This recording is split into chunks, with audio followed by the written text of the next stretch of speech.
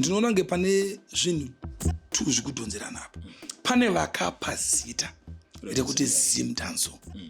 Varipo vakapa zita iroro. Asi Levels. Ane yake yakatanga Levels. Baby. Ayende anoiziya. Because ndikati ndiyakaitanga futi ndenda kutonyeba yekuti gudu. Itori nevakatoitanga futi. But atina mbobvira tasimbisa zvedu kuti katove madrugs. Kune imwe generation yakazouya. Yaisimbisa masini aya. Baby. Kuzotaura nemazita kusibo but munotoziya. Kune vakatozouyawo vachimbo zvekuti ndenda kadhakwa necodeine, ndenda karohwa nezvakati. Saka mari paisina kuuya akatsama, akatsamwira mari ndio yakatsamwira. Ini ndikuda Mwari. Ende Mwari ndiri kutomikisana Mwari. Saka kuti ndinotsamwira prophet anenge vatsamwira pachipo bozi. Ndikuda Mwari kainini. Ndikuda kuti kapadhuze naMwari inini zvekuti ndikuda kuti ndibata panapa ndoda kuti siku it's done. Utobva choto it's done.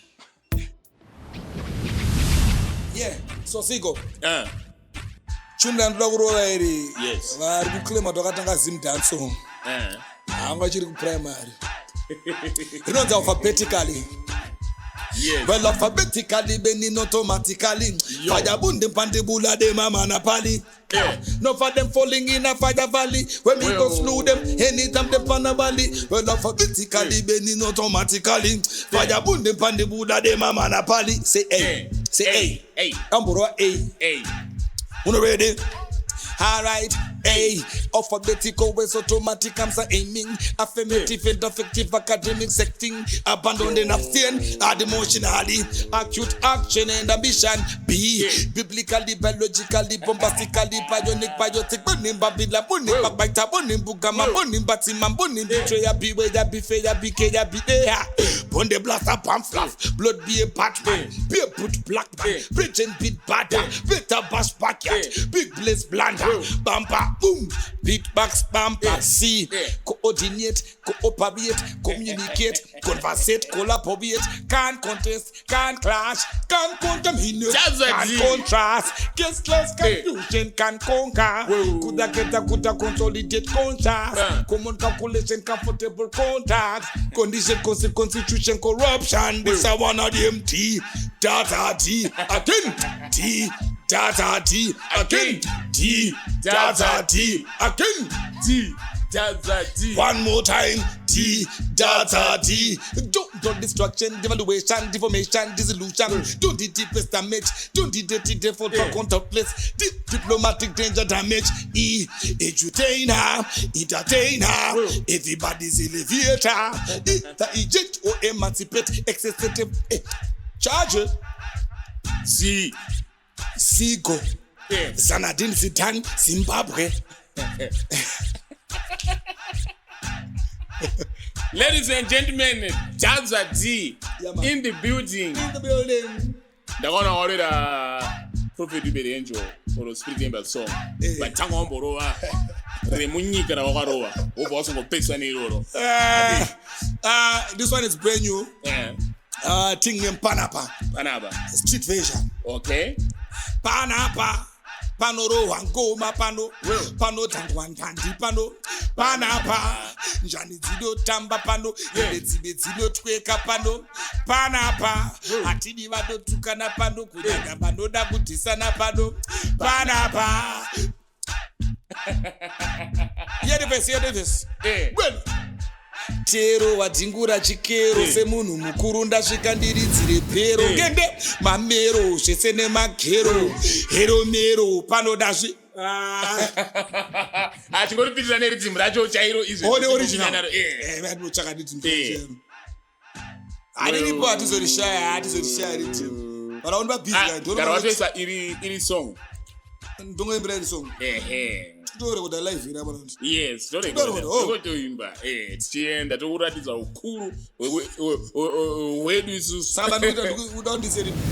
Sai ndire kukelasi. Nyazoshandisa voice rako. Asoshandisa sira ngere. Wa mukela. It's ade. panapa panoparidzwa shoko pano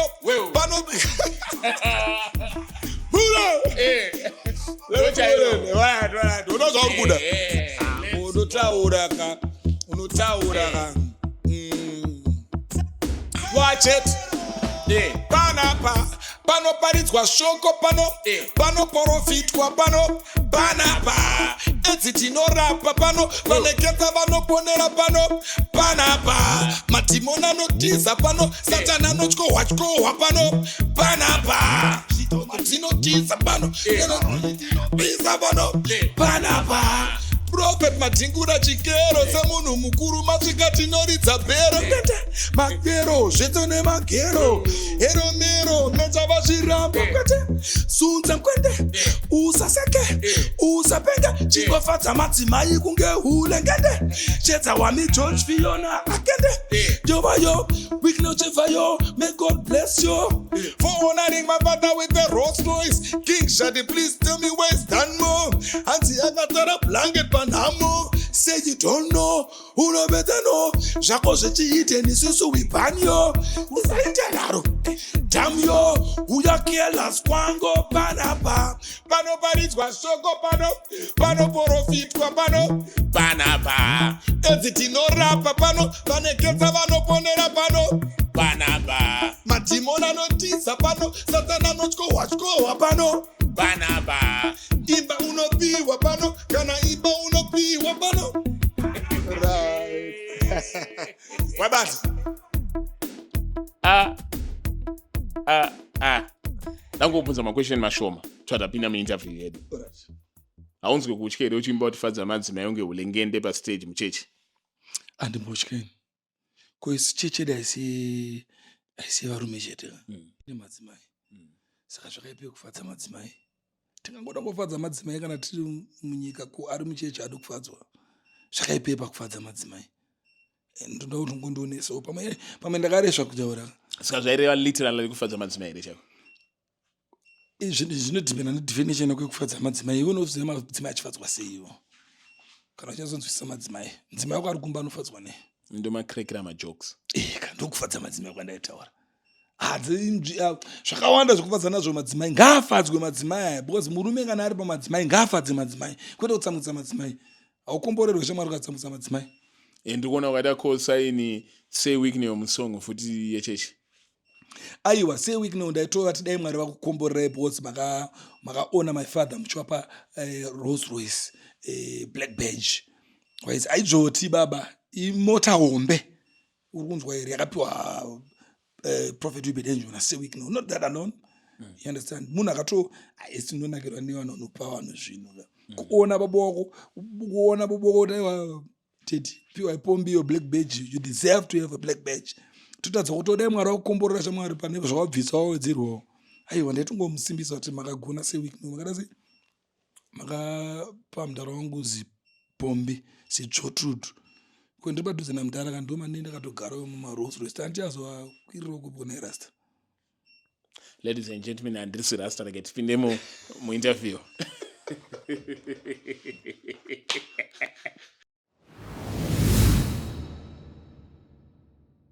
Ladies and gentlemen, ndakakurira kwaMurewa kunonzi kwaMusami ndichidzidza pachikoro chinonzi St Paul's Musami ndandiri muday scholar. So kana uri muday scholar ka paboarding school usually one of chinhu chinorangarwa nemaday hope ndechekuti unoenda padeni wega unodzokera kuchikoro wega because unenge usina mafriends. So the purpose of the story is kuti padaifamba netsoka yangu ndakananga kuchikoro ndakaisa ma-earphone ndichiteerera dai chitungwiza naye zvaita sei kubabashu ndomanamba ndakakura ndichiteerera of course nandiri kumusha but waitoziva kunana chitungwiza kunana were informed because of masong yataiteerera aitinakidza mazuva ayaya and who could guess kuti one day tendakagara nemaidol edu aya tichiyati zviri seidol sando here kana kuti man of God.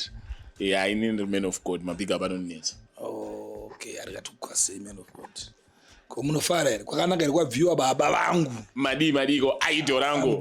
I'm good. Good to see you, Zico. Ne voice risiri kupera dai ndafunga kuti nekushoshomera kwarika chake ndakaita kamutepedzera masina. Tongotenda varidzi voices. Takangopiwa voices because hapana munhu ane simba rekuti ndipei type voice risingaende. Because pondo zvaro kana paunochema paipe. Handifunga kuti voice raunochema naro ndoro unozoita naro kana kutaura kana kuti sei. Saka chingoro chipo chamwari. But rako kandora unotaura naro nimba na. Ndozoona chidaro. Multipurpose. Ndozoona chidaro. Imi mukurinzwa sei? Ndichirinzwa its ear value. Harinonyatsonaka. Saka mukuti maproducer ndo anozoriita ndinake mustudio. Darosvika papoint yekuti voice ro rinenge risiri ideal. Because kudhara taifunga kuti mavoice ewhite ndo mavoice anoita. Tiro akaenda. Mavoice ewhite taifunga ndo mavoice andeze anoita. Mavoice ewhite nomaziva. Mavoice ewhite ndo apa emasinga. Akachena ana rakafanana neratami moyo. Yes. Iombe. She's got a beautiful voice. Kana mavoice ana Michael Meggs. Yeah, saka zvinoita manje panyaya dzemavoice apa Zico. Renyu manje rinenge rakawandira una King Shango, horse voice. We cannot say a horse voice is a beautiful voice. It is a beautiful voice because rine command. Ukati musaite zvamuri kuita izvo. Zvinobva zvamirwa ipapo. It's not a beautiful voice, it's a scary, terrifying voice. Ndo pane beauty yacho pakucommand ipapo. But tema kasvika kuti musaite zvamuri kuita izvo. Zvinoramba zvichiitwa. Kana kasvika kati naizvaita seko baba Shivi. Temi's got a beautiful voice. Big shout out to Temi. Mine is ndere chirume ndinega ndinofila kuti pavarume zvoti munhu asati andoona in person zvandiri dadza waanoona vision yadadza yake anoona munhu ziumbe. Saka ndotori dangu rakadaro. Ivoice rababa vemusha samusha. Nyaya dzatiri kutaura panapa E3 chete. We had an interview naDadza, makuziva kwakakurira, makuziva mararamiro akaita, but these are industry veterans. Yeah. Mawovets. Here. Ndo akaimbwa na Votes kuti sorry nditakarirwa nemawovets. Ndimakarira na Votes. Kuchitunguiza iko. Literally ana Votes wafana wangu vakatokura vachitondinzwawo. I strongly believe kuti tine kakuto inspire katika vaito. Because ndakakura nchinzwa hip hop. Ndiri munhu hip hop. I'm a music person. So I boys the areas yangu. Alright. Saka nyaya 3 dzatotaura. Just 3 only. Toti Dadza ataure nyaya semaziviro anoita. We had an interview with Levels, the producer. Levels akaclaima iye kuti ndo vakatanga Zim Dancehall. An issue which has raised so much debate. Taona ana plot mako vachipindira nyaya idzodzo and chichichi. Yeah, tisatanga Zim Dancehall. Yes, Zim Dancehall baba. Yeah, wingoitorwa Dancehall yete. Yawo yotorwa ikujuma. Kuzotanga Zim Dancehall artist azitanga. What was the turning point? Turning point azvika taugadza marhythm angane Zimbabwean flavor. Kwacheka Winky aitorwa masong akafanana ndazovaona vane godo. Idimiro inonzi Silver Screen. Silver Screen. Yeah, Silver Screen. It's from Jamaica. Is it? Ayo, Silver Screen. Yes. No way. Not you, okay. But it's Silver Screen. We get to pin that one. I'm say yeah. But so here ngari dance. So kuti chizoya nechitemu chizim dance. Tisu man. Azopinda nechangu chidaf. Mbona zvakaita. So would want to know from someone who was there before time kuti maziviro enyaya iyi anoiziva sei. Okay. And then secondly, mumwe munhu anga achitaura iye nhasi pabus stop achiti Zim Dancehall ndo yakauya yakaglorify madrugs. Paimbwa zvema-urban grooves nemachichi, even sungure ana James Chimombe, they were not glorifying madrugs. So madrugs hanzi akauya neZim Dancehall zvekuti izvezvi pamuri kuti no to drugs what muri kunetsana nechipuka chamakasika munhu angariwo pabus stop uyo tikati arege tive nepfungwa chi idzodzo. Yekupedzisira tiri kuona mukomana akapfeka Good News 2025 weoti tiri kumuona achiimba muchechi. Tombudza raunzwe kutya here wewe uchiimba muchechi. Saka ndo nyaya dziripo idzi. Muri ready? Ndiri ready, born ready. Saka chaje. Saka katanga nekutanga. Yes. Mati Levels akati ndakatanga neZim Dancehall. Yes, Levels claimed is one of founded Zim Dancehall founder. Okay. All right. toda kuti pagadzise ipapo Ziko. Nekuti tikatarisa nyaya iyi pamwe levels anogona kunge ari right kuside kwake iye from his own understanding. Kuti iwewe paunonzwa kuti Zim Danso, what do you understand about Zim Danso iwewe personally on a personal level iwewe? Ndiri munhu asati amonzwa Zim Danso here. The name zvinongoreva kuti idanso music. Okay. Iri kuimbwa muZimbabwe. Alright. Ndo zvaunonzwisa iwo. Yes. Saka togadzisa ipapo. Kana tichiti isusu idanso iri kuimbwa muZimbabwe nemaZimbabweans, right? Inini ndakagara ndiri against term rekuti Zim Danso. I'm one of the people vanazoziva kuti ndandisikatomboda chonzi Zim Danso and ndandisingazvidi. Why? Rinotisa mukameka umbrella so. Andina kwandakambonzwa kunoitwa danso inobva yapiwa zita rekunyika ikoko. Kubva kwatinokopera isusu, kwatikainspire nayo kuJamaica. Asana muzvo chinzi Jamaican danso. Tobuda muJamaica, toenda kana kuTrinidad. Asana pandakambonzwa kunzi Trinidad danso.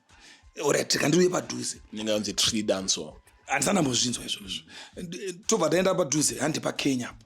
Kunoitwa mangoma, handi paGhana, kunoitwa mangoma, handi kuNigeria kunoitwa mangoma. Apana pandakambonzwa kunzi Ghanaian danso, Kenyan danso, apana.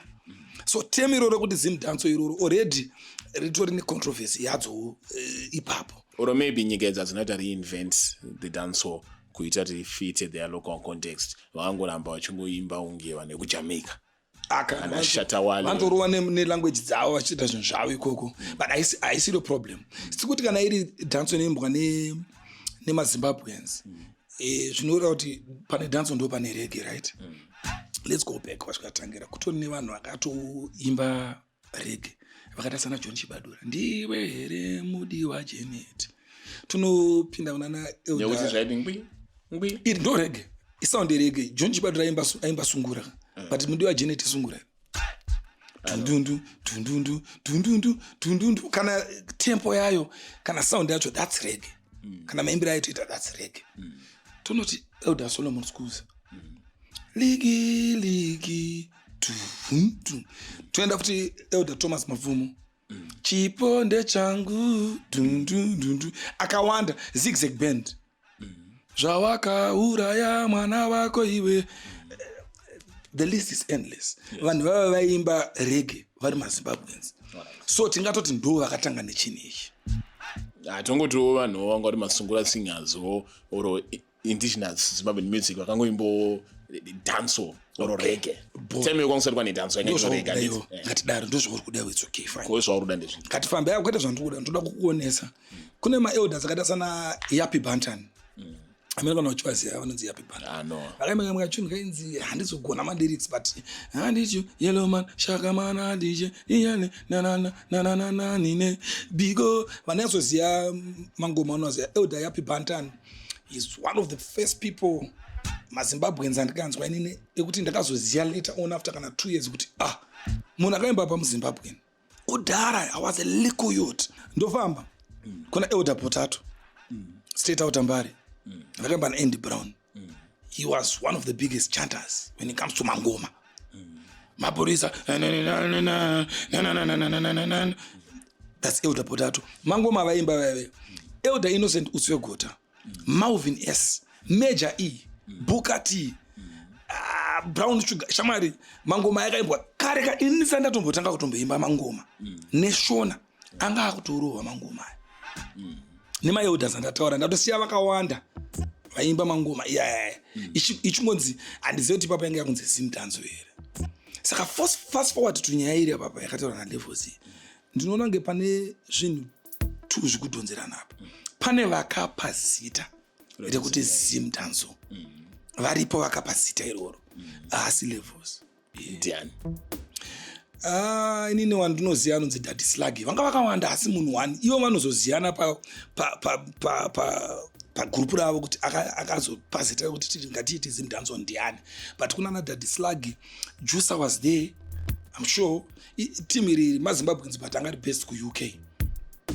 In the UK kudhara kwandikutana nezvazvo vakatopa mateams vakatovhura website yavo vakaita zvinhu mabregens angu inini ndaitomixa nawo but kwete zvekuzomixa nawo sterek ndaitomixa nawo inini handinambobvira ndada kuita zvezim danzo inini ndaida kungorwa mangoma iyavo yekujamaica yavo ndaitoti munhu akanonditi hauri kutedzera Capleton maiwe ndaishaya zvekuita kuti watozvinzwa ndo zvandiri kutoda izvozvo because ndo zvandaida ndaitoti munhu akatonditi idzi dziri kutedzera Capleton kwandiri ndaenda togutsikana to so they were these guys, they were also musicians, producers, artists. Ndo vakapa temu rekuti Zim Dance, ndo vakapa zita vakomana ava asi inini handiti ndo vakatanga before them kuna vakatotanga mugroup ravo iroro kana pane varipo vakatanga onana nevanhu vandataura wana Elder Potato nana chi zvokwadi vangu varipo ana Malvin S ana Dig DJ kune vanhu vakawandisa unoza zigwe kuti kurunzi tanyatsogara pasi tinyatsodzigadzika nezvinhu izvi tinozonyatsona kuti aiwa zvechokwadi ava ndo vakatanga nechinhu ichi levels. I think pakruo rake ana PTK ana Ningi ane right kuti ndini akatanga pakuru ravo kwete pane mazvigogorera zvandataura izvo. Ko haisi nyaya here yekuti there was a time when it felt like danzo or a foreign sound yekuti isu tajaira normally tiri kutamba masonga namacheso yaya and then tobva taunzirwa ana Winky D vachoti ndazovaona vane godo tishamisa kuti hey ine music noiko vachidai vavafamba vagofamba nana sekalazi vachinzi vari kurova nachi and then tobva tati tana levels Chillspot Records takunzwa manhamba ari pamaridhim racho rakunyatsofila like Zim Danso. There was a time when pakatanga kufila like Zim Danso ndo patiri kuona nge pakapinda chi ana levels neChillspot Records. Danso yenguva yeChillspot Records tingaifananizira nedanso yaitwa nguva yenyu imini. Aiwa hazvitofana nezvachose because vana levels vakatotangawo chinhu ichi. Levels ndo chinhu chakamurera ichi chakatomurera chinhu icho chaatotora ndinakatanga nacho chakatomurera kutomukudza kutosvika pakutoti hainini ndikatokura ndatoda uchi zvinhu izvo. Vana levels they played the biggest. So what do you mean kana chidaro chinhu chakamurera ichi? Anogotanga chinhu chakamurera sei? Ungachengeta mai wako Zim Danso ndi unozochengeta mai wako wakukwanisa iwewe wakura vambokurera iwewe so kuti levels chizokurerawo paanga akurera mai vake akabva afungwa ndiye akavabara anakufunga ndo zvaakutotaura iye akutotaura kuti ndini akatanga chino ane yake akatanga levels Baby.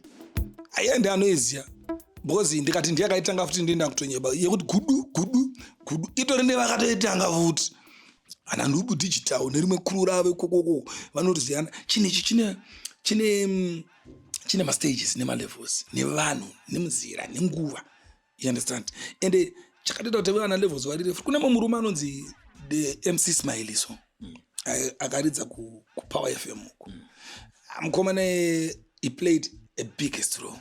Nyaya ingori papa titipedze nharo idzi munhu wese akamhanya nechinhu ichi akacontributa vakatanga Zim Danso ndo vakaitanga hatikwanisi kuti tivatorere kutanga kwavo inowambonzwa ndini ndakambotanga pavakatotanga handipo ndandisingatodi kunge nditonzi ndiwe Zim Danso ndandisingazvide izvozvo because sometimes tinorisana nezvinhu zvisina kana zvinotivaka. Akatanga nezita shamwari iwe kana uri wakapa zita ndiwe wakatanga naro nderako zita iri kuti Zim Danso bo hapana ari kukurwisa ndiwe unoziva kuti ndiwakatanga wakapa zita vakatanga kugadzira sound vakomana imi vakatanga kugadzira sound ndimi makatanga kugadzira sound ngatingoti isusu vese vari involved machine ichi tinoda kukutendai nekuti chikutaura nezvacho chinhu ichi chaizvo zvokuti akazopa zita akatanga nechinhu chakutasaita sei dai tikutotarisa kuti chiri kuenda kupi tingachimepesei kuti chinhu chinge chiripo.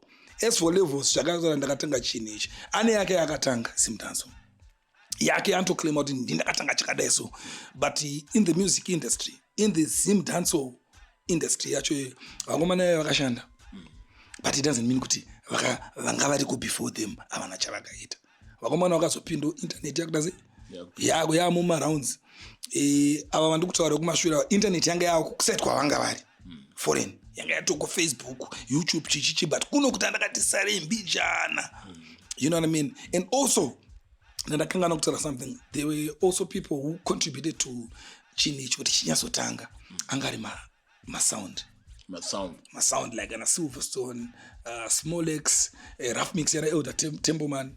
chaunoti masound chi Sound ma-DJ vakomana noridza but vekudhara vaitonzi yaivanzi sound because vanenge vane disco racho obva unoti vanenge vane futi zvekuridzisa zvacho obva unoti futi vanenge vana MC zvaizoita manje ndeaiti panenge pachitaura kuti zvinongoita ma-MC anhasi ana Merciless vavo ana Etherton ana chichichi mukoma Etherton before he was an MC he was a selector airidza but he was multi-talented, he could play and chant at the same time. Saka vegona kuti pachitorwa session selector vakanda instrumental MC ototanga kutokachi ndo matangira akateta namukoma major you know, so they ndo vanhu vakagadzira chinhu nevamwe elder is late now vainzi Jabi ndivanga vari muridzi weStereo One, he was a Jamaican nana Daddy Distress the late vana vakapusha chinhu ichi palevel rekuti nanhasi varipo amapushira vari kuti akatosiyana nezvaitwa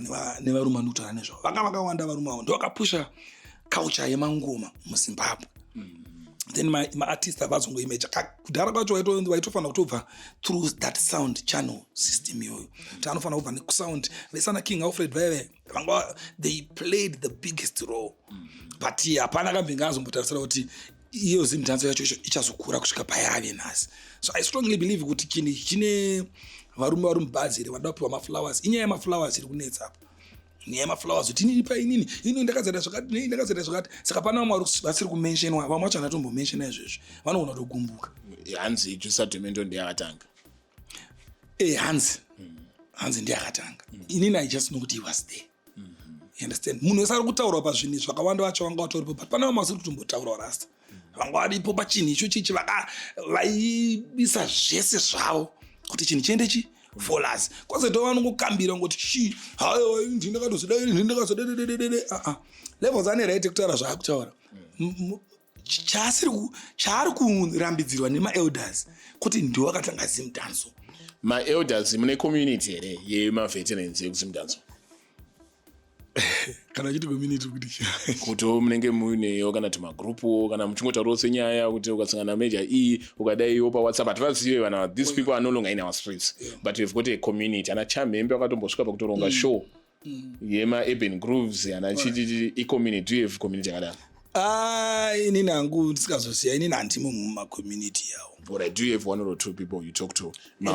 Almost everyone vacho ana Sniper Sniper the general he was senge Sniper akamira nechinhu ichi uchitsaurawo navo vanhu ava not specifically mentioning my names how do they feel about those utterances? Yeah, it all depends. Vamwe vari kubatikana nekutopinda nazvo mumwoyo zvekutodaro because unoziva zvikuitika Zigo nyaya hombe nderelevance. We are from a generation yakanganwikwa nemayouth ariko ama-2K they want to get rid of our generation kutokangana kutoti aiwa vakapera kudhara you understand isati rambe kunzi takapera jamani hazvina kutomboshata but don't you think they should just pay homage kuna vanhu vakatanga unoziva kuti we are one. I think we are not the only nation, we are one of the nations vanoti kana munhu akamboita chinhu akazorekerata chinhu ichocho atopera muno shaming yacho haisibo. So those guys vari kuzouya nemoyo inyaya yekuti hapana homage kupiwa kwavari and generation yacho iriko mazuva ano haitocheuke kutoti ndo vakamboita kudhara ikoko pawakaita papo ndizvozvo tisapaita. Saka my-elders anobatikana inini handibatikane zvangu because inini ndichiri kutofamba nendima nevakawanda futi vachitofamba nendima and inini it was my dream kuti chinhu chisimbe chikure chikwanise kana kutotengesekawo kunze kwenyika. Kone usina kubudayo pakaendawo vamwe kunotsvaga mabasa in greener pastures like UK, Australia and what? Inini ndinoda Zimbabwe ndemuno mune maopportunities akawanda Rastafari. Isusu kuchikoro hatinazombopesuwa nechikoro kuramba tichienda nacho kumberi saka tumakosto kuti ndizonoita kumberi uko handina. Asi muno munyika medu muno ndikada kutoseta musika wangu wemadomasi apa ndotogona kutoseta izvi zvisingambobvunzwa kunzi zvafamba sei handifunga ndozozvigona ndakunzewo kurasta. Muno maopportunities ari makawandisa stereke ende muno mari itorimo. Akada kuseyapo maopportunity just being self-employed. Izvozvo imo munomu ndinogona kunohodha chingwa apa pachikuita dola apa ndotonochitengesa $20 pa next door anything chiri muZimbabwe munomu chese chiri munomu chinotengeseka rasta zvakanaka kana pafoni pako kana pachii munomu mune maopportunities akawanda but problem inongoitika ndeyekuti kazhinji kacho maghetto youths tinoungana tiri 20 pa20 vese patiri papo tese tiri pasame level saka kushapanana kwacho kwatinokuita ndekwe vanhu vasina chavari kuziva chiri kuitika but ukaona mukana wokumbotoona kana dhombi rako redhola kana retransport yokumbobuda kwete kuenda mutown because mutown futi makangozara maghetto youths tombena kana kubhindura kaurunza onzi akurubocherwa chirwa kuti ungonomira ipapo I'm telling you mindset yako inochinja unodzoka utoneka meka information ganga wasina but tinozoswera tiri pabridge pepe nenyaya kuti kuchaya zvekuita tongotanga kuonesana zvandinofunga inini zvandinongofunga zigo but boys mukuona padaitwa podcast waiziya ngatiite chipodcast but hatina kana information yatina nezvepodcast kokungonotsvagawo kana zigo wacho kana gugu mazone iri kufumura zvikuitika rasta kungogugula kuti chiko chikuitisa mari muZimbabwe inonokubuditsira zvese zvikuitika saka inini zvekuzoenda kunze kuti ndinodai nekudai hanzi yo Google in the same line yeGoogle zvino zvafambirana neAI artificial intelligence hanzi ya soon handizvo mamuchichema kuti mukureplacewa nemama 2K mimi nema 2K yacho yari kuimba you're going to be replaced by AI. I was mumba nasi memumo mukuru anofarira music singaite and I was listening to music Sangachirema was saying is the one who produced it using AI. Do you think that you survive this AI pandemic or you'll soon be thrown through the dust into the dustbin of irrelevance? Inini ndisati ndayatsonzwisisa zveAI ndandakaemaka zvokuti chaizvo siku ndisati ndanyatsoinzwisisa ndandakaemaka ndichoti ai chinhu chine chekushaya I will never use AI in my life and what ndavandazoona kuti AI itori intelligent kupfuura inini ndikukutaura ndakazoona kuti izvo inonzi AI yachinoziva because AI zvainoita inongotedzera instruction ndikada kuziva nezvaziko izvozvi ndinongonoibvunza AI kuti nditaurire kana nezvaziko saka inonoita gather all the information yainayo yaikasangana nayo painternet yaziko within maybe a minute inenge yanayo information iyoyo. If I was going to do it manually it was going to take me maybe a month. So inini I want to take advantage of AI kwete zvokutamba ndoda kutoishandisa zvokuti ichasvika pakutaura kuti uyu muchinda uyu ari dangerous panondimake because iri intelligent. Kana iri music AI zvainoita ndotonyora zvaurikuda zveAI ndoda zvakadai woipa inotokudzosera information yabata nezvawaiudza saka zviri tiki pakuti ukanyatsogona kuitsanangurira zvauri kuda inokupa maoptions kana 6 whereas if I was going to do it on my own I'll give you an example of recording a song. If I'm going to jump in the studio, I have to be in the correct mindset, in the correct environment, correct people for me to come up with a melody. Anonzi AI anonotsvuna kana 6 mamelodies akasiyana siku otokupa kuti aya mamelodies ashandisa zvakwaurika kuchitora uri kunari kuita kana ukada kukomba naSAR6 wobudisa chinhu chako saka toti yakadhakwa. Maybe we can say that this is death to creativity. Angatongotora advantage nayo AI because tikada kutoita against zvinhu izvozvi kana ichizoraya creativity ichangoiponda. Saka kana ichizotiponda ngatitomboishandisa yavarume ichitoripo kudaro because haisi kudzokera shure kaAI yacho iri kutoita zvinhu tichitoona ikutoita zvinhu ichitotora mawadzi handikuna wakatotora video vanhu vakabatikana patini ndozviripo. But video ranga risiri AI because munhu akarishuta ndiye ari kushuta video rinori ranga risiri AI video it was shot so nice you think it's an AI video. Ainini nyaya iyo handambodzikadzika nayo zvafana ndinoruita ngeAI kana inogona kunge tori AI kana AI musaisaidzira iri kupruna zvinhu izvi rastafari. Ladies and gentlemen, this is Dadza D, my childhood inonzi kana ri singer nomuti childhood my childhood idol idol childhood saka nyaya dzimudhanzo tapedza here shamwari yangu anyaya dzemudhanzo ini neite layman value matotsanangura zvandonzwisisa semunhu asiri deep mangoma. What I have understood is kuti Zim Danso, our music as a war, in my roots are influenced in Jamaica, ne reggae, because reggae don't know go it all you said Zim Danso. So Gatari Sana, John Chibadura, Maderedo Anandiwe, Anna Thomas Mafumo, you would see it by album. Matakada was a one guy reggae, and we loved it so much. To that time, so Bob Marley, in fact, Wagozo, Imam Zimbabwe is actually a reggae artist. Sakatan good one way reggae. True. Takasiyana nema South African angari Panzula nechinechi isu have been a reggae nation.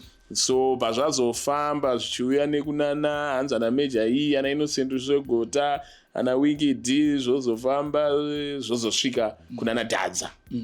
Tichifamba tozosvika pakunzi kwane Chill Sport. So Chill Sport pane kamuwiro kayakaita nemagudumugudumu isro akaita zvokuti yaita nge hybrid yaita nge chi but chingori simba. Ziko unozoti levels asombore zvigubu. Ndewe levels. Ndewe hardcore dance. Zvakasiyana. Chigubu. It's a bottle rhythm. Unorira nge bottle. Kundum. Mangoma ndiye kuti unongona munhu asakwera Paneza dance re chill dance. Mangoma but levels yanto inspire nechi aka-inspire ne-hardcore dance ona nhasi andoigadzira akatotera maridhim ake anana panomhanya munhu ana stage rhythm ndo maridhim ake but hazvibhadhari. Hardcore dance doesn't pay. Why do you think it doesn't pay? Because the client yema-hardcore mangoma vasi vanhu vanosapota mangoma zvigubhu anyone can relate. You know, it's not that good dance, so it doesn't require you to be a reggae fan or a dancehall fan. You can just vibe. So I don't think it's sick. Asiyana ni my helmets mangoma yedu. Inini ndofunga kuva noimba hardcore dance ndini ndakatomborarama. Vakawanda vanakana chavakawanda from doing hardcore dance.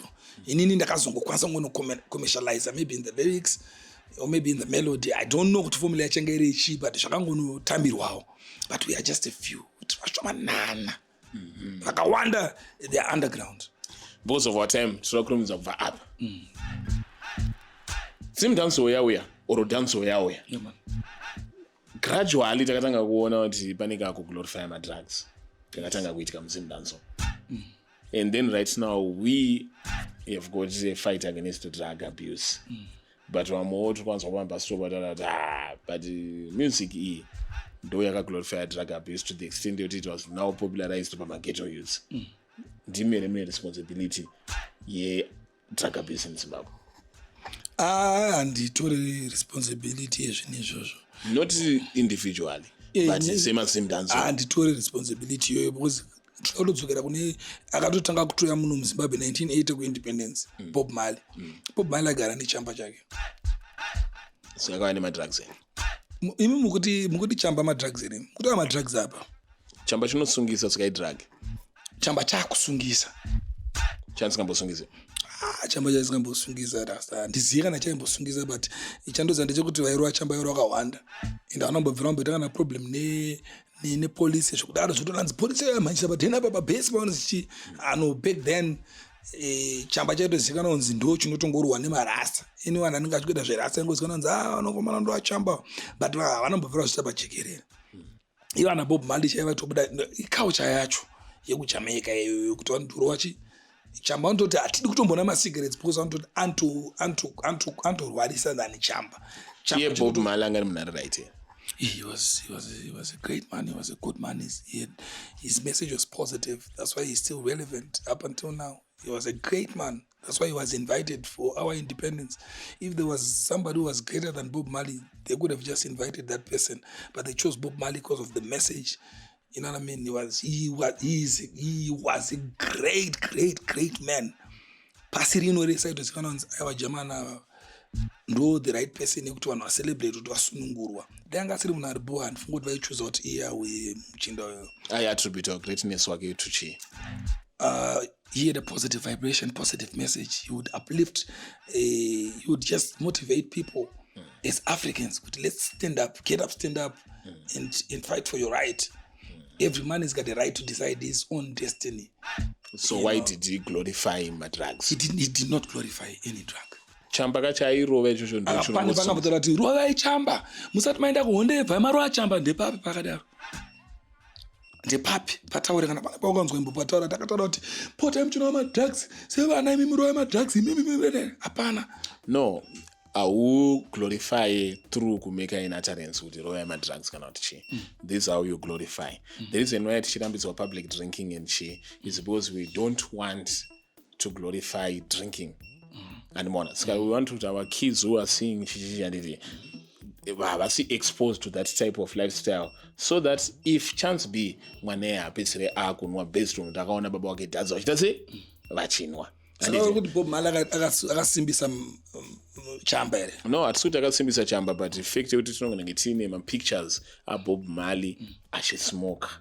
All right. You would publicly see him smoking weed, and then it's also as a country we invited him to perform, and it's someone whom we look up to. We would want to be wise like him. We would want to have positive vibration, a good heart, a happy soul. You can spread positive energy. Do you know? Do you know what is in nyika shamba chitori legal? Dzakaita sedzipi?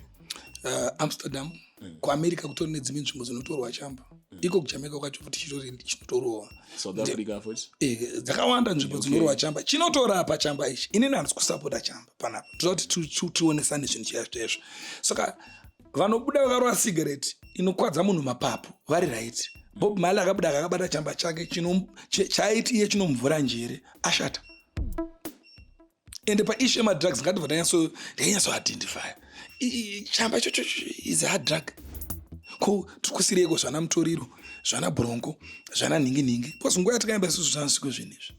Makambozviglorify here since. Never. Inini panguva yangu inini handambobvira ndasimbisa zvinezvi. Panguva yangu inini handinambobvira ndasimbisa zvinezvi. But it was just kungoziva kungoti chamba kana uchiita zvemangoma you are associated with chamba.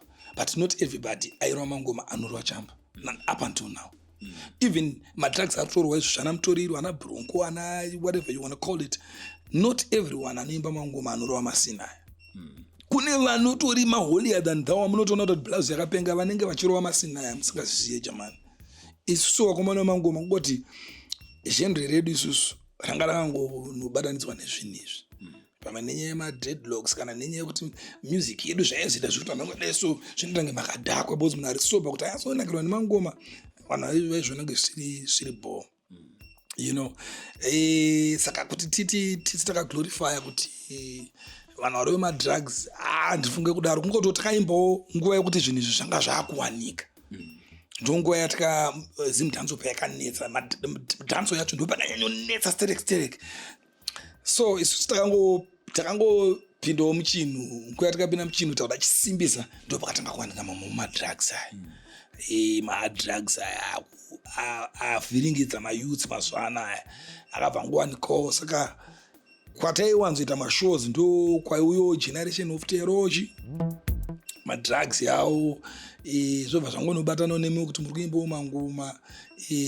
Some of our lyrics futi tichatanga kuimbawo tichikurawo tisatanyatso zvakanasati established une zvimwe zvinhu zvaunoimbawo usingazoti zvinhu izvi zvinoisa impact pane vanhu vekusvika papi. You know, then you blow up. When you blow up, people always go back kuno kwakatangira kuti vanhu kuzosimbisa zvakati, you know. But hatinambobvira tasimbisa zvedu kuti ngatiuye madrugs. Kune imwe generation yakazouya yaisimbisa masini aya. Ndeipi? Kuzotaura nemazita kusibo, but munotoziva kune vakatozouyawo vachiimbawo zvekuti ndei ndakadhakwa necodaine, ndei ndakarohwa nezvakati. Vakakanganisa mayouths futi.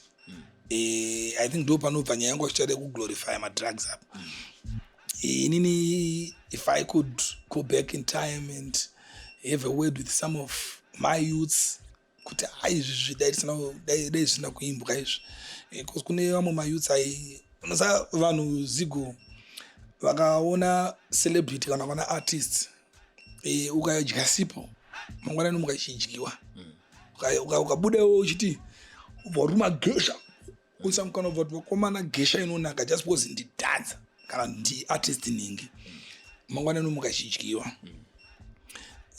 zvaiitika izvozvo ende vamwe vacho vanenge vachitogara futi musociety vamwe not kuti unenge uchitoimba nezvazvo but unenge uchionekwa kuti ndo mararamiro ako auri kutoita iwewe majudzi obva taura kuti shamwari umone iri chimwe anozotoda zvosvika pepobva unoti kalamu wotonakirwa fana wototanga kutotedzera chi level iroro zvakamboitika izvozvo saka pandemic yemadrugs handingangoti ndiye vanhu simdance ongoti vanhu simdance vari an easy target kuna vakomana futa ndorwa hip hop hatinotoona vachitobuda musaga vakawanda kutonzi madrugs saka tingati isusu tise here akana madrugs yacho vamwe vanotorwa madrugs vakawanda vanotorwa madrugs munhu wese kana kusungura vatoriko but kungoti dance or simdance is an easy target for everything. The genre is associated with badness yakawanda kashoma paunozwanzi zimdanso yakanaka pakati but zimdanso ndio iri kutochengeta mayouth akawanda izvozvo. This thing has created a lot of employment for the youths, you know, and ihombe zvokuti tototi dai government yatotiwopa budget yayo tokandochi budget yezimdanso yakando budget nezim hip hop chichi because ndo zvinhu zvacho zvitori kuende zvikuraramisa mayouth akawanda ziko saka yeah. Ayo, ladies and gentlemen, ndiye mukomana tiri kumubvunza his stance on my issues drugs. My founder, are you a Rastafarian chaiyo culture wise? I can. What do you mean? I'm not and I'm a Christian. I'm born in a Christian family and I'm still a Christian up until now. So I told you the culture voucher. I want this culture voucher. Bana bana ngamboti Rastafari baba nomambonza ndichiti I'm a Rastafarian. All right. Katipagati muZimbabwe muno ukata ma dreadlocks undonzi rasta. You are not a dreadlocks chat. You went to the extent yekuti waitotange sizila kalonje. Ndaita kunge.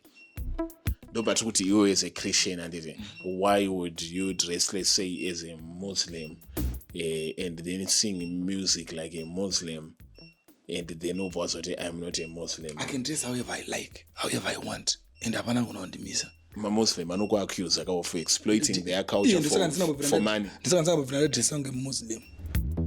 Wakadress nge Rasta. But makwambonza ma Rasta chimundi atake. Iwo mukristu ndo wakutondi ataka for dressing like a Rasta man. No, indiri mujournalist kuti mukristu.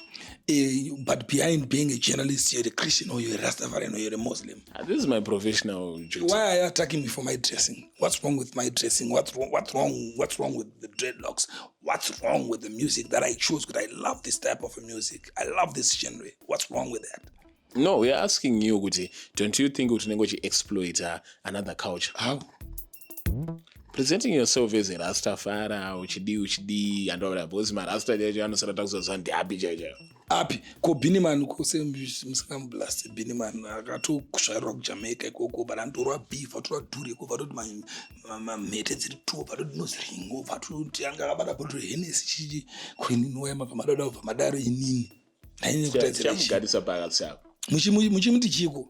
Ini ndine right ekudressa zvandinoda, ndine right ekutedzera culture yandinoda. It's my right and hapana anofanira problem nazvo izvozvo. Anenge ane problem nazvo kanga angontaura chama ndine problem nazvo auri kuti because zvikunda affecta pakati kana ndine time address omupindura ndoti ndomupindura. Ini ndonakirwa nemangoma rasta, ndonakirwa nehip hop. Mangwana kana kuti ndakarova kana Durek ndakasa kepa side baba ndichitobhamba mustreet wotoswa kuti yo what up bro chichi ndoti kuti king man muri boy here. Utoshamsika ndafuna pamwe muri no is just dressing. So kwatiri kuenda ndeoko. You said you are a Christian. Recently ndo batatanga kuona uchitange mukristu dadza. Because wangu sikandifollow. Ndikufollow. Indakakurira musalvation yami kaJamani. Inini. Kuondo iriponiso. But the image that you portray, they marasta. What image? From music, dressing.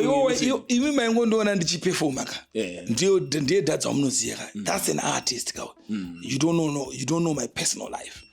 Iko zvino zvimakona kuti ndiri mukristu because ndakumakundona kuchechi ka. Wa outspoken. Makundona kuchechi ndiri pane zodzo. Saka pakutooneka. pakutooneka kuti kozvikasashamisa anenge asiri mwari kazi. Yes. Zvinofanira kutoshamisika kuti zvitaurike sematauriro atirikuita. But inini I grew up in a Christian family. My mom vanga vari kuSalvation Army. Ndo kwandakakurira ndikatoumbekwa as a junior soldier. Ndikaenda Boys Brigade nana Gaspy Warrior kwa Elder Manyeruke. Ndo cheche ndikakurira inini. Salvation Army ndichitonamata Rastafari ndakakurira mu Christian family. Almost Zimbabweans ese with an exception of a few my minority religion, let's say, not kuti they are not important or but kuti vanenge vari vashoma. Yes. Saka machanzo uri kakanda dombo unotema munhu akakurira mu Christian family. Whether mune chidhakwa kana mune imhondi. Ndizvozvo. Asi kuti conversion yemweya wako kuti tichiti ezvinozvidhadza it's coming from his heart. Did it happen recently or? No, ini ndakakura ndichinamata, ndakakura sezvo ndatoa ndakakura muchiKristu usiku. Asi kunamata kune malevels ya Mwari yangu. Handidombo kunyebera. I'm in my 40s now. Meaning kuti ndaona zvakati one day. Ndakatomboenda kuchechi ndikambosiya. So kuzotanga kuenda kuchechi izvezvi. Handina time ndatanga kuenda kuchechi. I think ndakatanga kuenda kuchechi muna October. My relationship with God was broken. Ndakasvika papoint ndinazonzwira ndikati relationship yangu naMwari yadhakwa personally. Why times usingaita? No, I feel like inini handisina connection naMwari inini. Because inasi kufamba bo. Unga wabroka? No, not being broke. Just unozoti as a human being, as a normal human being. You could feel. I could feel it with inini handina relationship naMwari inini. When you kneel down when you just pray, inini ndingonamata zvangu but faith yangu chaicho kutobelieve kuti zvandikunamata zvikunzwika kana kuti usvika papoint kuti asatombori kueri Mwari wacho. Because unozoti kukura kwanoita ndokwandotanga kusangana nezvimwe zvinhu zvokuti munhu akachitaura kuti Mwari haatomboexista, hakuna chinonzi Mwari, hakuna ndandakulodwa badness yakawandisa ndichiconfusika rasa zvokuti inini ndakasvika papoint yekuti inini I need to restore my faith naMwari. Faith yona ndisina, my relationship with God was just broken. And ndaimbotira kumena kumachechi. Mandabona ndikapinda muchechi ndotanga kutoparidzwa paipai. Handizotanga iri coincidence here kana ndendaonekwa here topinda muchechi toti tonzwa nyaya dzekutaura dzakanyatsonangana neni nyaya idzi. Kuti apa ndiri kutaurwapo. Zvanga zviri boxed kwangu kuti manje kana ndakuti ndoenda kuchechi ndoparidzwa ndiri nini vangotaura nini ndikaenda futi kune imwe chechi semoda ndongononzwa saka ndakatombosvika panguva yekuti haini zvekuenda kuchechi hazvichaita ndakaenda kumapostori kumuteuro because ndiri munhu akakura achingobhilivha muna Mwari. Ndotombonotraya muteuro ndotombopiwa matombo mukanda kumabvazuva irimwana vachionoita but wakanzi nongedzerwa musha kwako wakanongedzera chaiko ene unotobvunza kuti saka kwangu ndeuko kodonzi mwana anonga kutaurira kuti ndeuko aiva panozvinongedzerwa musha kwako sekuru ndokwatisapereko. And kazhinji kacho Zigo, especially as black people, we only pray kana tiri pamawani. Do you know munhu wese anoenda pamawani ndopandakafunga kuti Mwari waimandikanganwa. But kana tichifada ya baba hatifungi kuti Mwari ariko. Hatitombomutenda kuti Mwari maita bond yapinda mugarisi. Tinongofunga kuti kugona kwedu. Asi tikapinda pamawani ndopatinomhanya ndase kunotsvaga Mwari. So inini I just wanted to restore my relationship with God. And it so happened kuti ndabva ndasangana pane mumwe mufeso wangu, so a good friend of mine anouya kuchechi kwedu uko airamba achingonditi iwe kuchechi kwenyu ndekupi? kuSpirit Embassy. Spirit Embassy kwaProfeti Ubedenjo. kwaProfeti Ubedenjo ndo chechi yangu ine, ndo ichagara iri chechi yangu ine, ichangoramba iri chechi yangu zvisine vana vangu. Officially? Officially, it's now official. What drew you to come there? Right, so I have a friend of mine, his name is Abo Banda. He's a good friend of mine. At that time, Zigo ndofunga kana 6 months. Achikota angwana mkana tengona na pano napo. Angwana ngona voti iwo nofana kwechechi kwedu. Iwo nofana kwechechi kwedu. Kwanza ndiwe kuchechi kwenyu haini zvokuna machechi ndandizikona. Obati chama unofana kuchechi ukawanana papa wangu yo. Unofana ungoona na papa wangu. Imbo ya kuchechi dadza. Ombo nditaurira zvinhu zvinoitika kuchechi kwawo kuti amumusi takazoti tukuenda kwakati teerebvera pocha papo vosvika ruvuko teerebvera zvanga rongoti umvezi akundikanga wemvezi warikundibharanzire waize airamba achingondisimbisa achingoramba achingondisimbisa you should come to church so one rimwe day so akauya ndepi kuchechi kwedu kune inonzi double favor this Sunday vanhu vanga vachipiwa masini urifana kuuya iwewe urifana kunguuya ana levels wakutoya kuchechi tadza ana ndunge yetu wakutoya kuchechi tadza ndavanga tokuudza inini kakuti kuchechi kwedu ndadakutotoya Sunday kune inonzi triple favor handi yanga iri double iya triple katatu mafavor matatu aya so arindisimbisa unofana kuya this Sunday kunenge kune double favor chichichi impoya kune vibe ripo ufana kuya kuchechi wana level chichichi habo ndichauya at the same time my relationship with God like what I was saying was non-existing relationship namwana azopana pa zvinangu inini ka zvakadhakwa ndiri pa Facebook ndikuona ambassador levels watobuda by about the good news to you chichichi I'm inviting you to church levels church no so I think I should go to church let me just go ndandodza mfeso wangu shamwari yangu ndekuti ase ndoda video drop yekuchechi kwenyu ndangorwa video drop yedouble favor chichi yekuchechi kwenyu mimi mfeso wangu akafara within 2 minutes anga apa gate pangu apa shamwari ngatore video atatorwa video bebe chichi apatumira kune vakuru vake vekuchechi kanzi this is brilliant kana achikwanisa mukomana mudzi atoya kuchechi tinyaseta proper video munoti machaya malapa madj ailapewe mic ngawe chichi tinyasorwa proper video tinyasomorwa video chichi tikunasvika paipe ndakabatwa bhoziko izvokuti sonyasonoti hey fana vanhu kubatwa bho and type yevanhu rinobata bho nasonoti vana vatori nelife dzavo vana vatori nelife avo vakarongeka vana ndateta hospitality ndabatwa bho kuongorwa masikabatwe bho no ndaibatwa bho but pane pambo kuti unofila kunge value yako isina basa kune vanhu is just a wrong environment yaunongongori uku ndakanyasonzwa kuti kude kuti kubatwa bho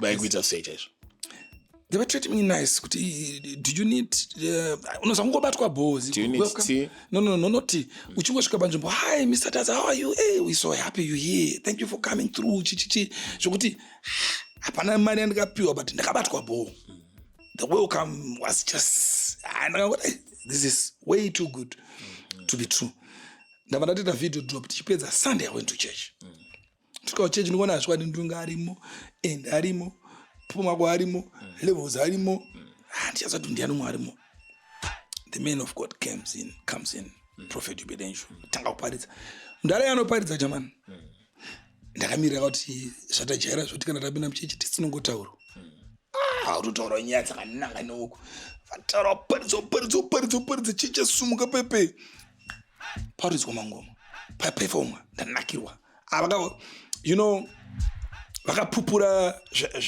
zvandakanzwa inini kuti do you know kuti imimi hamutozivi kuti unonamata sei imi wai muchingoti kana muchinamata imimi munenge muchingochema ko muchambosvikawo papi pamuchamborumbidzawo iye wacho akakupa upenyu kungoti imi makazogadzira masea makazogadzira miti mapalm trees imbotora Mwari sababa vako iwewe uchida kukumbira something unongosvika uchikoti ndakwara nenhamo dhedha musi kundiona abhudza ndakapfeka dzisikuti kanosvikapara akerwa rini abhiodhen yakabuda first sermon yawanzwa that was my first sermon kuti no Mwari uyo andapiwa manyemwe mupe manyemwe because already he knows your problems already tell him something different from zvawagara uchingomuudza this is good I need this because handina musi wandakambonamata inini zigo ndikati ndikarumbidza Mwari inini it's only kuti kana ndatoita kana jackpot ndadedzwa kushona nobuda mari nokuti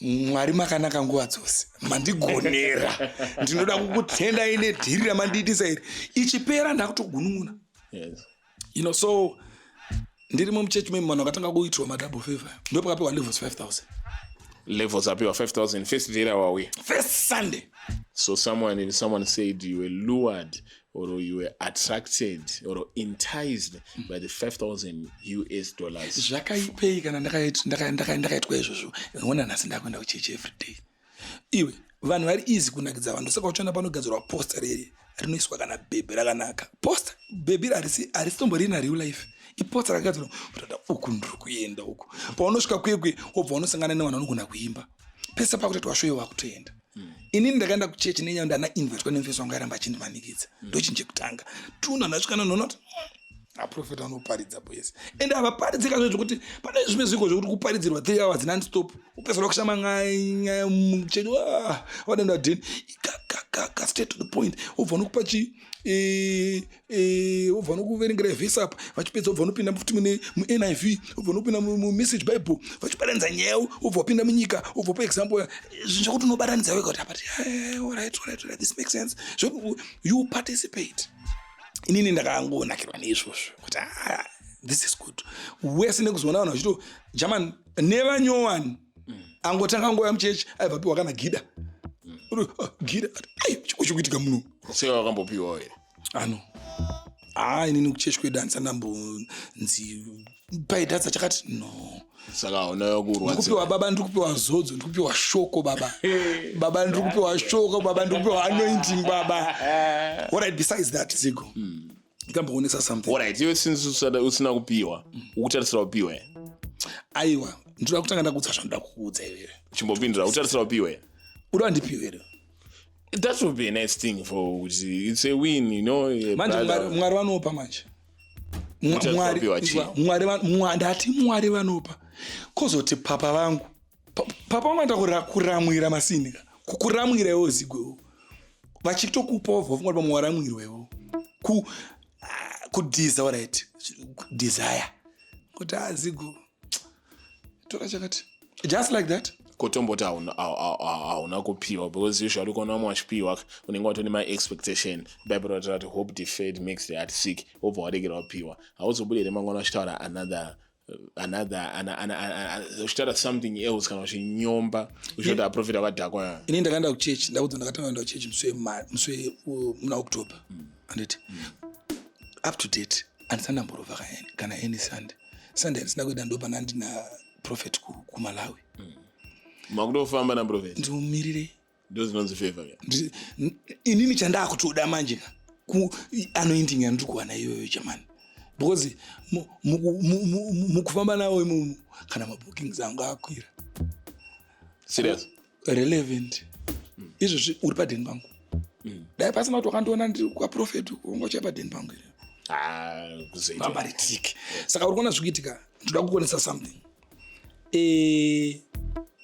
ndinoimba kuchechi kwekwe every sunday unozwa ndenicho ndikwana nganere zigo thousands obvious thousands millions pabongo if not billions but zvinostreamwa live ndinoda kuti ndirambokuonesa side rich artist kuti kuri kunzi ndiri munhu aroda kumboexpose kwawo uku baba ndinoonekwa nebillions of people kweda ndichiimba zvimwe ndichirumbidza mwari kuchimba zvechechi ndichirwa ngoma dzemukhelasi baba ndichiona jamani ini ndikaimba vanhu vanodona ini kudona neanointing ini zvitondona ndiri panapa ndikatanga kutoimba inini vanhu vatanga kutogemuka but vamwe they argue kuti music anenge uchiimba imomo it really sounds like worldly music even kana nyangwana vachitamba vanenge vatamba madhanza ekudai madhanza anoitange ari worldly what is to dance? Can you define to dance? It's to move along to saka zvine kuti anzi dance iri ndore kubhava iri dance ndere kuchechi asi iyo music yako haunzwi here kutya uri pastage uchiimba music yatofunga kuti is adapted from a worldly evil music ndinongotyekwa iri music yandikupiwa naman of god indichirumbidza mwari wangu ndichiti satan guwe ndotya iwe indikubhura madhimoni uri kundiziva here ndikubhura madhimoni achirova konti papa wangu asati ataura inini prophet havanamatire madhimoni kazvotanzwa nomira apo dhimoni ndotakata stable ndichiti kuita conversation nedhimoni wambona prophet ubedenjo achiita conversation nedhimoni achibvunza kuti wabva kupi roti inini ndabva kwakati aiwa rinorova pasi richingoona su konti ko inini tadza. So what do you think about anoita conversation nemadhimoni? Ndiziye ndo zvavanenge vada kutaura nedhimoni. Dhimoni oda kutaura naro chiiko. Nyaya conversation ndiyeko nedhimoni. Gariro pasi risiye munhu asungunuru. Rinoenda. Rinorova pasi. Uku anongorova pasi uku. Uku ari kutorova pasi ina handisata ndikutaurawo zvinhu zvandoziyawo. Ndakatomirira kuona vachitawo conversation nedhimoni but prophet wangu andotaura kuti nditaura naro nyaya iyi. Nyaya inotaura nedhimoni ndei. You understand? So inini ndiri kuti kuchechi uku one jamani inini ndiri pachokwadi pazvinhu zvangu inini namwari wangu ini tiri two ndiri kumbobvisa prophet ndiwaisa paside apa me and my God the two of us ndine dhiri rangu namwari tiri two. I've been singing for 20 years. Handina ndingamboimbira Mwari but ndo muridzi wevoice, ndiye muridzi wechipo, ndo muridzi wezodzo. Andina zigo. Apa ndo pandakutozviita izvozvo. Saka handifunga kuti pane chakaipa because nzira yandafamba nayo ndo yandachuza inini. Ende ndo nguva yavanga vakati Mwari, mwanangu, I think ndo nguva yako. Waiziya. Wandisanganyisa nani? Na man of God, na prophet Ubed Angel. That man doesn't judge me. Kuti dadza asempanjera no not even vatori parisk prophet Ubed Angel because ndo vanofanira kunge vachitozi vadedzana dhadza chechi mautodedededede ndo vatori patight. Inini nditori pabiggest advantage ende inini ndikutoshandisa mukana iwowo kuti ndirumbidze Mwari wangu. Skayo how far reaching is your loyalty because kune vamwe maartist vatakamboona vakakwanisa kuswedera kusvika padhuze naman of God wako prophet Ubed Angel and then later takazoona vakutaura chino nechino. Iwe how far reaching is your loyalty to prophet Ubed Angel? Saka zvinoitika manje ndezvekuti sezvavataura zvezvo kune vanhu vanouya vachiteya zvanonga vachiteya vakazvishaya vanotanga ngowawata kana kuti vakazviwana futi vakatanga ngowawata. Inini ndakutaura kuti relationship yangu naMwari yanga yakadhakwa rasta. Yes. Kutodhakwa zvo ndakazvifila ndega kuti inini handina relationship naMwari ndakadhakwa panapa. That man when he says spiritual father tikutaura munhu anokugaida spiritual wise.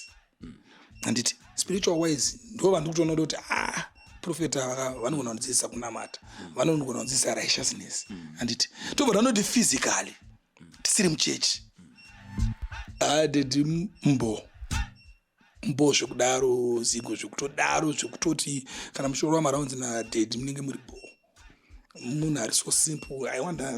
I think ndo zvinoita kuti vanozosaiza vaita sei vazovasaiza because it's just munhu ari bo. Alright, but iwe pamweya wako right now, how do you feel? Do you now feel closer to God or you just feel closer to the man of God? I feel so close to God. So close to God because that's the reason why I went to church. I didn't go to church because I didn't have a relationship with the man of God. No, I didn't church in that relationship with Mwari. But Papa Pawana, the man of God. Mkuru wane link ka direct link na Most High. Direct link. Ine nandi nangu. Link iro ndinotorishuira. Link iro rekutotaronzi. Ashafamba so vaudzoti so dai ine handina. Ndinotozviona pavari iwo. Kuti vanotori munhu atoriwo nezodzo neanointing iyoyo kutonamatira vanhu vachitopora. Ndinotosvirawo izvozvo. Saka ndosiya munhu akadaro inini. Ndichiona kuti iwe zvinhu ndozviona ka inini. Kutoona kuti iwe izvi zvikutoitika kaizvi. Uyu munhu angasi kutonzwa bhoka, munhu atobhoyo. Ndotonzwa vamwe vachitaura matestimony avo. Vanhu vandotoziva personally kuti no this person angari pataiti yakadai zvakatoitika. So I have a good relationship with my dad. A father and a son relationship, but I hardly know him that much. Like I said, in October, but he's treating me like I've been there for the past 10 years or 20 years.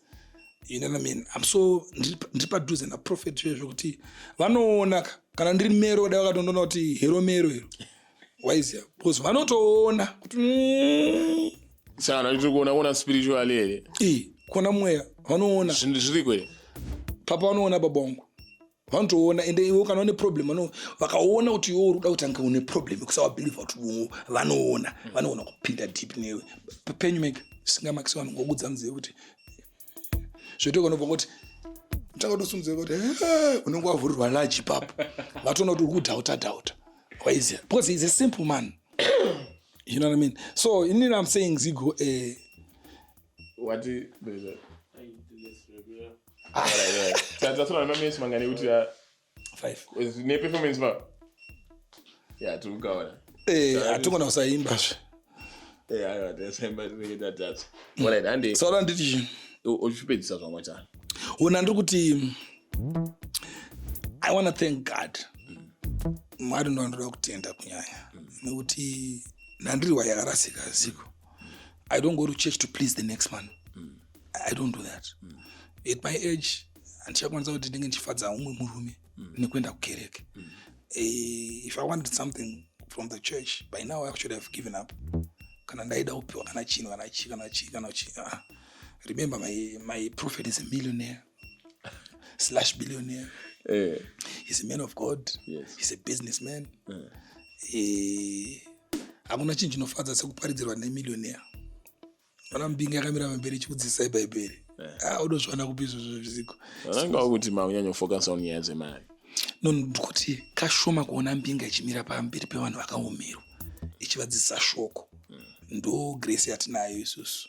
Kuti but ndaraisa saka ada kutambisa time yake achitinyebera nezveshoko raMwari nemari anayo zvese zvaanazvo izvi. Ndinoona kubata kwaMwari through that man.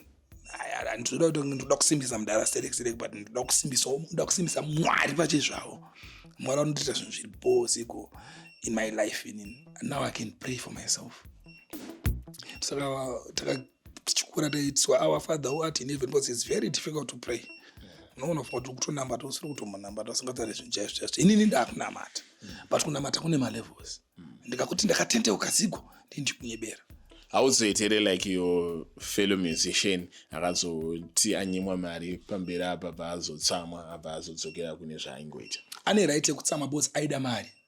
Saka mari paisina kuuya akatsamwa, akatsamwira mari. Mari ndiyo akatsamwira. Ini ndikuda Mwari. Ende Mwari ndikutomixana Mwari.